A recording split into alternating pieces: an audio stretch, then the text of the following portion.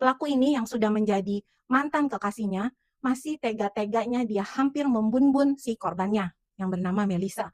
Jadi kisah ini terjadi di Amerika.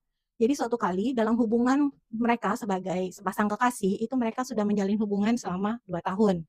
Nah, selama 2 tahun ini, Robert itu kerap kali melakukan KDRT ya.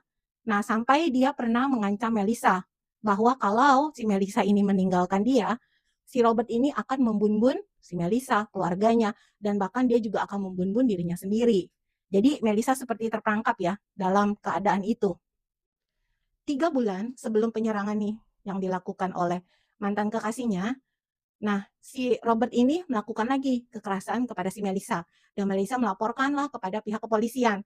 Tapi waktu itu kekerasannya hanya penganiayaan dan tidak menyebabkan Melissa ini meninggoy gitu ya. Jadi dia masih dilepas.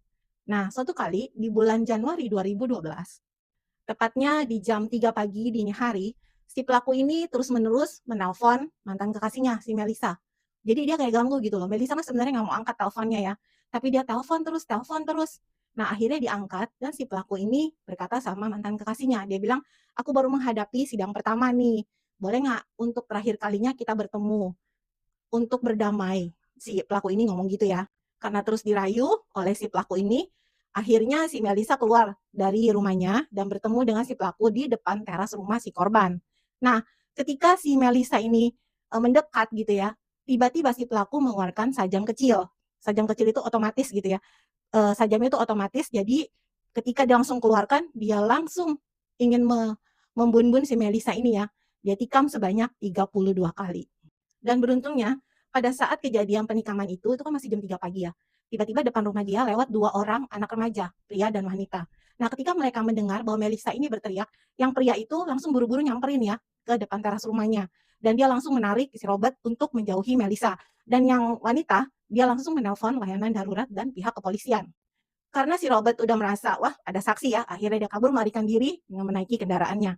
Nah, dia menaiki kendaraannya, dia udah siap-siap tuh, dia sudah, menyiapkan obat penenang untuk dirinya sendiri dengan dosis tinggi. Jadi ketika dia nyetir, dia udah minum ya, untuk dirinya, dengan bermaksud dia ingin bundir. Nah, ketika dia udah minum kan dia udah, apa, reaksi obat itu bekerja ya, akhirnya mobilnya menabrak bangunan. Karena pihak kepolisian sudah dilaporkan oleh 2 remaja tadi, mereka datang, mereka menginterogasi, dan mereka langsung mengejar si Robert ini.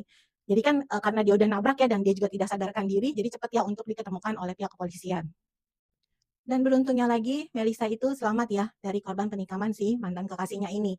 Nah, jadi ada satu kejadian unik, jadi ketika dia sedang sekarat gitu ya, nah dia ditolong nih sama satu tim medis, yang pertama kali datang ke